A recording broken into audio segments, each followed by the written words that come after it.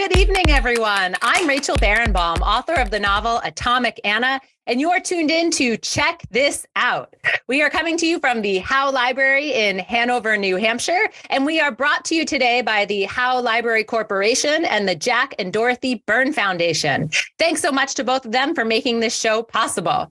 At Check This Out, we're here to bring you new and diverse authors, voices, and books that we think you should be listening and talking about. You should be listening to, reading, and talking about. If you love these books as much as we do, and I know you will, go to your library and check them out, or go to your local bookstore and buy a copy. Today, I am so excited to introduce you to Claire Jimenez, whose amazing debut, I'm showing you the book right now, this amazing cover, What Happened to Ruthie Ramirez, dropped just a few weeks ago. It has hit the market by huge storms. People are dying to read it, dying to have her on the show, and we are so lucky to have her here today. Claire, thank you for joining us. Thank you for inviting me. Thank you. Yeah, I'm so excited to have you. I read this book actually a couple of months ago. I got an early copy and I opened it and I just couldn't put it down. That doesn't happen very often, right? I just couldn't stop reading. It grabbed me from the very first page. So congratulations. I really love it. To people who are not familiar with you, I'm going to read your bio and then we're going to dive into the interview. Okay. All right. Claire Jimenez is a Puerto Rican writer who grew up in Brooklyn and Staten Island, New York. She is the author of the short story collection Staten Island Stories, which received the 2019 Hornblower Award for first book from the New York Society Library, was named a finalist for the International Latino Book Awards, a New York Public Library favorite book about New York, and Best Latino Book of 2019 by NBC News. Whew, that's amazing. She received her MFA from Vanderbilt University and is currently pursuing a PhD at the University of Nebraska-Lincoln. Her fiction, essays, and reviews have appeared in Remsa, Afro-Hispanic Review, Pank, The Rumpus, El Roommate, Eater, District, Lit, The Toast, and the LA Review of Books, among other publications. What Happened to Ruthie Ramirez is her debut novel. Claire, whew, that was amazing. You are so impressive. Tell me, what is this amazing book about? Well, it's about a 13-year-old girl who goes missing in Staten Island in 1996. And her sisters are watching a reality TV show 12 years later, and they see this woman on TV who looks remarkably similar to Ruthie. And so they set out with their mother eventually to see if this is actually their sister. It's a beautiful summary. And what I love about your summary and the book is right from the beginning, we don't know what happened to Ruthie Ramirez. Is she alive, right? Or is she dead? Did she run away? Was she taken? And that's really why I kept reading. But at the heart of this is really violence against women. It's a very serious subject. The book very beautifully lays out the layers of complexity around this violence. It shows that it's not simple. It's never just, a quick slap or something that happens out of the blue. It is something that comes from something much deeper. And you address that just beautifully and carefully. And I was wondering, as you sat down to prepare for these interviews, right, and sat down to talk about your book, how do you want the conversation around violence against women to unfold in relation to your book? Yeah. Oh, man. I hope that it increases the awareness about how women are portrayed in media, especially Black and brown women who are missing. And, it raises awareness about how there's a disparity between the representations of Black and brown women and white missing women, and teaches us to, really pay attention to those stories, that those stories are just as valuable and that we should take seriously their disappearances as well. Yeah. So I love that. And you actually wrote some of that into the book. I felt like I fed you that answer, that we're like on the same wavelength or something. Because one of the ways that you show all the different sides to this and the different levels are you have each voice has a chapter. So you have several characters who, speak to us throughout the book. And Ruthie has her own chapters. And you start with her in chapter 4, about 50 pages in. And her chapter starts, you write, first of all, if you really want to know what happened to Ruthie Ramirez, then you got to understand what happened that day at school. But maybe people don't really want to know about what happened that day. And maybe they don't really care about what happened to Ruthie either, because most adults already have their own ideas about the type of girl Ruthie is. That is because everybody's always running their mouths about her. And people like that. They're more interested in the type of little girl who one day rides her bike down her suburban block and disappears, only to show up later portrayed by some B actress on Unsolved Mysteries. Yeah. And there you go. Can you talk about that opening? That's how you introduce us to Ruthie. Thank you. Yeah, I wanted to really include her voice inside of this book because I wanted her presence to hang over the family in the same way that her absence does. And so that the reader gets to see what is this day in the life of this 13-year-old girl, right, in the 90s. And so I really wanted to just capture that 13-year-old voice, that sort of like the rage, but also the tenderness, right? What is it like to be 13 and for your best friend to stop talking to you, and how that can feel so, earth shattering. Yeah. But also I loved it because you turned the conversation around. It wasn't, this is what happens to women who are abused. She was saying, ask me. Yeah. Don't tell me, ask me. Yeah. Yeah. That's right. Yeah. So how did you think about giving her a voice in this story? I thought to myself that, so when for those folks who haven't read the book yet, her section starts off with Ruthie really changing perspectives, right? She's trying to figure out how to tell the story, right? Sometimes it's first person, sometimes it's second person, sometimes it's third person, right? And you can see her sort of practicing out how that narration will sit. But inside of that, we also see that, all of the sort of like her really thinking critically about what does it mean to use the second person, right? She says, let's, maybe tell the story this way. You're 13 years old. You're a Puerto Rican girl. You live in West Brighton, right? And then later on, she's like, well, maybe you're not 13 years old. Maybe you're not a Puerto Rican girl, right? And so you see that, her really struggling to tell that story. And so when I was thinking about her voice, I really thought that there would be this sort of tension, right? And that there would be this also like this rage, right? But also this defensive,ness, but also this like hope that rings throughout. And I knew that those were the elements I really wanted to have. Yeah. You mentioned hope, and a lot of times you have scenes in which something happens. There's violence against a woman. Let's say, she's pulled into a bedroom. A little kid is pulled into a bedroom that she doesn't want to be in. And she comes out and she has this moment where she says, do I tell people? Can I go ahead and, pretend this didn't happen? Can I just pretend that nothing happened, and can my life continue, right? Burying that, hiding it. And I felt like that was something that each of the voices tried to do and experience in their lives. How did you dig into that need to or that question, that moment of, do I hide what just happened? I thought to myself, I think voice, and I say this a lot, but I say it a lot because I think it's so important and it's so a part of the way in which I crafted this book. I think voice is just as much about silence as it is about what we say, right? And so in thinking about these women and their silences, what do they say instead, right?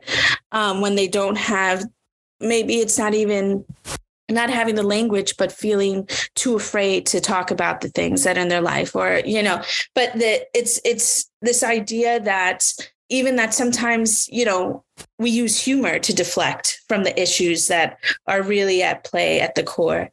And so I really think about that in terms of these women's secrets or silences. And I thought about that in terms of crafting each point of view.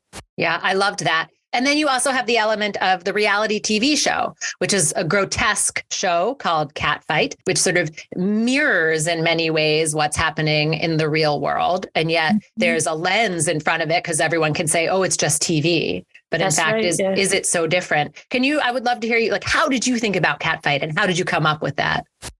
Yeah, I was thinking, so Catfight is sort of this weird combination of all of the messed up reality TV I watched in my 20s. And I was like, it's a little bit of Bad Girls Club, a little bit of Survivor, and I wanted to add all of those elements together to create this show that really brought up issues of representation, brought up issues of stereotypes, brought up issues of, the ways in which Black and brown women's bodies are often used as sites of violence for entertainment. And I thought that echoed well with the idea of the representations of missing Black and brown women in pop culture, right? And I used it sort of to play around with that and that tension of that question, is this really Ruthie, right? Mm-hmm. Is this a real representation of these women, right? Is this really Ruthie? And so letting those two questions sort of tangle with each other. Yeah. And also you have literally a gaze into violence unfolding in order to gain viewers. Yeah. Right. Yeah. They're not stepping in to stop the fights. Yeah. Yeah. Yeah. And that's it. I mean, it's so interesting. Like I think too about like old Bad Girls Club episodes where you would see the producers come out, right? And they would like chide the woman for, getting into fights. Like, you cannot do this anymore. We're going to have to send you home. But it's like, you created this space, right? And, there's this moment inside the novel where Nina's like, who has choreographed this violence and why can I not stop watching? And I think about those producers, right? Who are like, these women acting this way, but it's like, you set this up. But I felt like this is where you really got into sort of, this book was a master class on craft. Because it was showing, it's coming from a writer like you, that's very sweet. Thank you so much. But I really mean it because, right, you have this gaze into people are asking, is it real? What's on the screen? Should I believe it? And at the same time, they're saying, is what's happening to me real? Yeah. Should I believe it? Yeah. Right. You had that mirror and I just thought that was brilliant. So was that hard to do? How did you it was hard to put all the sections together. I think the hard part was crafting all of those point of views together, right? Mm-hmm. It was getting them to match is the wrong word here, but thinking about how they built upon each other, right? What does each character know that the other character doesn't know, right? And how do I stack those sections up upon each other? I think that was definitely the structure and the organization shifted many times. Yeah. But also, I mean, even the way you slip into the you, right? Into second person, the voice changes. And then it felt like I was reading a confessional on a reality TV show. Yes. Yeah. Right? I love that you caught that. Yeah, that was definitely my intention. Yeah. I wanted it to feel like, especially like, so you even see this with the mother, right? She has this moment, where she not this moment, throughout the whole book, she's talking to God, right? There's this conversation, but which is also like a confessional, right? And then you have Nina's moments where she's thinking about school and Jess's moments about thinking about as a teenager, right? And I thought to myself, the same way that in reality shows, you go into a booth and you talk to the producers, I was like, these sections can act in this way, but I didn't want it to be too heavy-handed, but I want it to be just enough so that, maybe subconsciously the reader would feel that. No, it was perfectly done. Truly. Like, I am not exaggerating when I thought it was like a master class on craft and, following what I'm reading, right? It was in there. It was clear and not too heavily handed. And then another thing that I loved was there's this, I'm not going to give anything away. No spoilers. Okay. But there is a scene for Catfight that happens on a stage and you write, smiling, the girls on stage ripped off their glow-in-the-dark shirts to reveal bedazzled bras. A thin film of glitter sparkled all over their bare skin, and they looked like a strange combination of both slut and fairy. Yes. Oh my God. Right. Thank you. Yeah, that was such a fun scene to write. Oh my God. I had so much fun with the reality TV shows. And I think what was great about that was it gave relief when there were so many difficult, moments or topics or heavy issues throughout the book. It was great to have fun in those sections. But I really enjoyed writing the club scene. Yeah. Yeah. It was it was fun, but also I was so sad. I was really sad. And this juxtaposition, is a woman a slut or a fairy? Mm-hmm. Right? What is she? Yeah. Yes. And how did you think about that? That's so great. It's so great, because you know how it is. As a writer, you sit alone for years.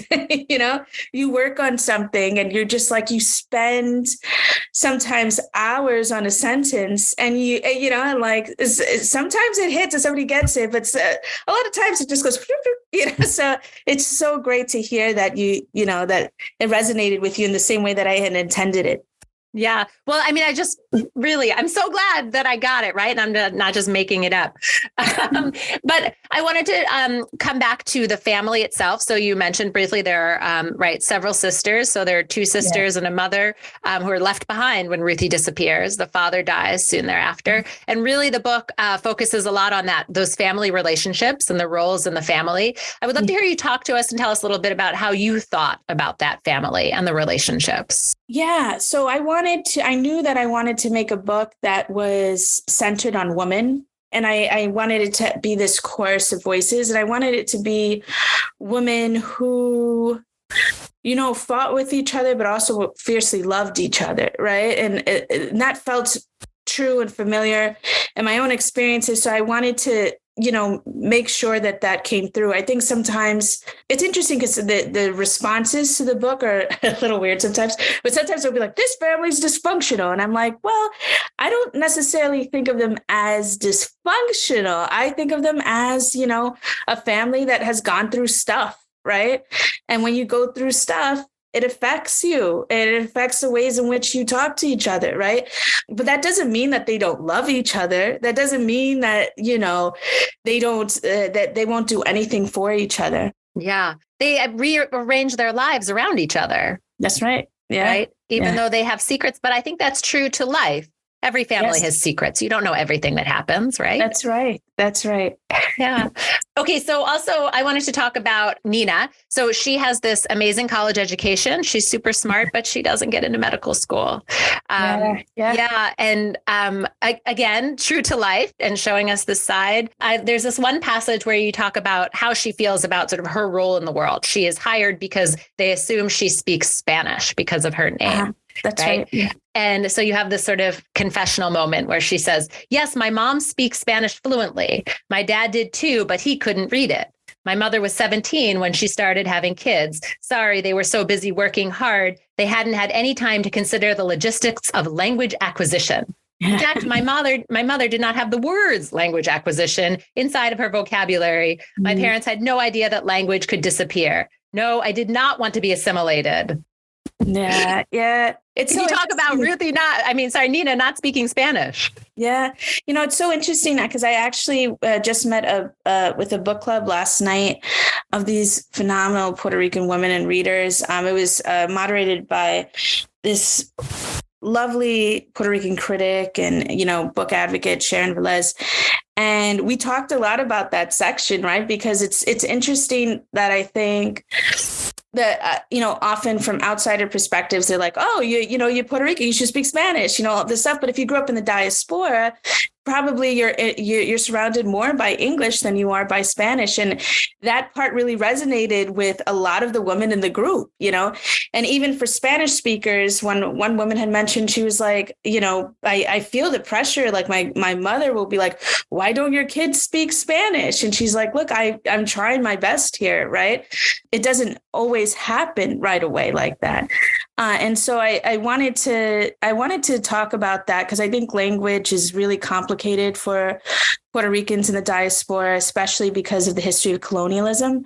And there's a lot of shame, right?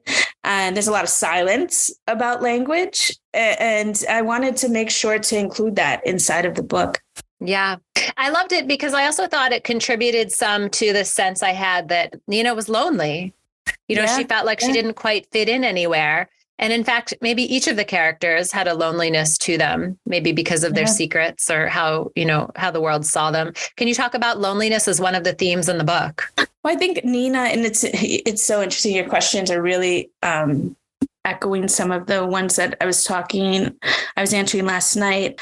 But that loneliness for Nina specifically, you get a scholarship, you go to a PWI, predominantly white institution, you come back, right? And your parents want you to go to school. They want you to do well, right? And then you go back and your sister's like, you think you're so much better than me, right? But then she's at this school where where people literally don't even look at her, talk to her, And there's this real sense of that you're not fitting in either place. And I think that's a loneliness. And I think, for each of these women, and for Ruthie as well, the loneliness of being a 13-year-old girl and having these things which feel so big, but not feeling like you're understood, right? In each way, these women sort of struggle with that. Yeah. I wanted to just go back to this question of, what happened to Ruthie Ramirez? Did you set up the book that way because you wanted it to be hopeful, or like why did you do that? I think for me, it's that sense of the question, right? Whenever as writers, like you learn to begin with the question almost, right? What is this? The story sort of spins on that. And for me, that the beginning question was, what if somebody disappeared from your life and you thought you saw them on TV? What would that be? What would you do?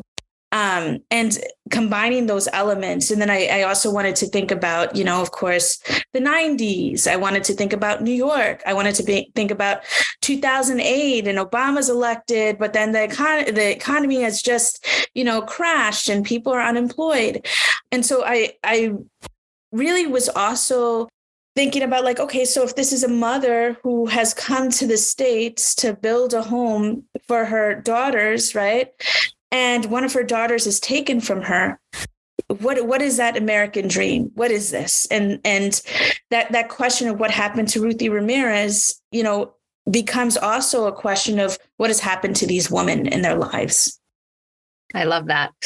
Okay, so I want to shift gears just a little bit and talk about the lead up to publication and publishing in general, because we have a lot of listeners who love to hear from new authors about the process. Could you talk about what was the hardest part about getting this book published? Oh, man. I was lucky because, my agent is really great. And like once the novel was done, it was acquired very quickly. It was acquired within a month. But I think the hardest part of getting the novel published was actually the writing of it, was figuring out all of the sections.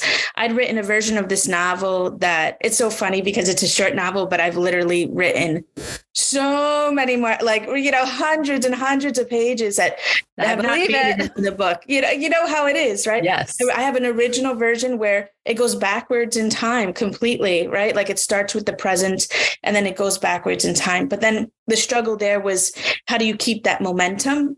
And so I thought to myself, like, okay, so the way to make this work was to sort of hang it, because it had the complication of the rotating multiple perspectives. But if I could hang it on a sort of traditional, like, adventure story, right? Like they go out, right, to go do something, then maybe it could still have that type of energy to push the characters forward. So yeah, that was really, a hard part. I think I don't want to go too long about this, but I think a very real issue too is that, Puerto Rican authors and Puerto Rican characters are not, big in popular culture or in books, and getting people to understand that this family might look different than your family, but they're just as valid and they're just as important.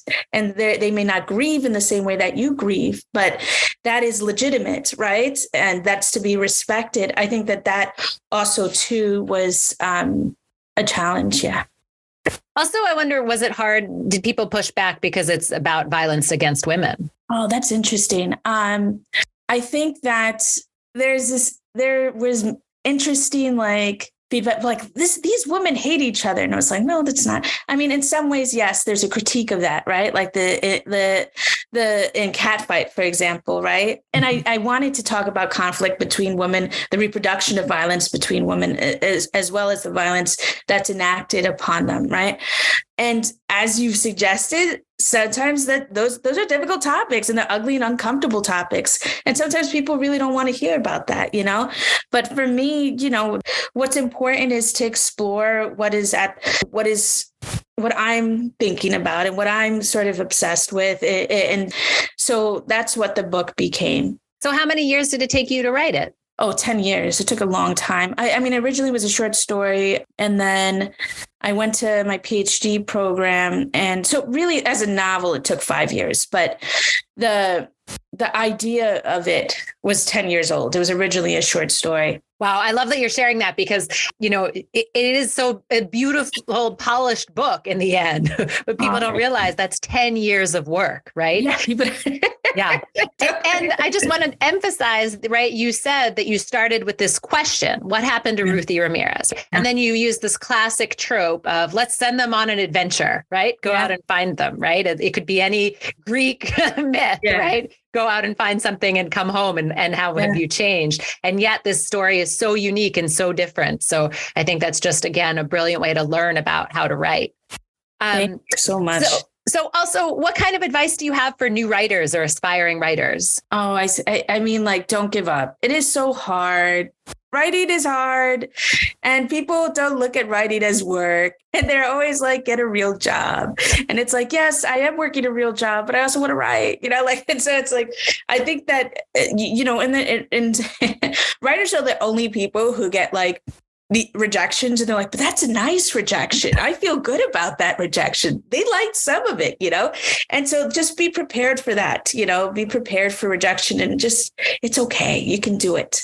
That's what I would say. That was amazing that we are the only people who say, but that was a nice rejection. And like proudly too. Right. I came really close to a yes. Yeah, I came really close to a yes. That's exactly right. Oh my God. So now that you are, the book has been out for a little bit, I would also love to know, have you learned anything from this process? Oh man. I should say, have you learned anything that you want to share with us? Yeah. Oh man, I feel like I've learned that I want to play, right? Just on the page, and I think so, once you've published a book, you've published, various books, 2 books, right? So you've seen like how sometimes when you get into the publication process, it becomes like work almost. And the more professionalized you get, right, it becomes like, this is my career, this is my job, right? And I think that one thing, I also teach at the University of South Carolina, the MFA program. And one of the things I've been talking to them about is like just really getting back to that moment of play and joy, and just, just letting, just going with the character, the simple pleasure of watching a scene work. And that's what I've learned from it. Like, you have to work, you have to make money. Yes. But like, come back always to the page, come back always to the joy of writing. I love that. Claire Jimenez, thank you so much for joining me today on Check This Out. For those of you listening, her amazing debut, What Happened to Ruthie Ramirez, you should go check it out at your local library or buy a copy at your local bookstore. We were so happy to have you today. Thank you, Claire. I'm so happy to be here. It was a beautiful interview. Thank you so much.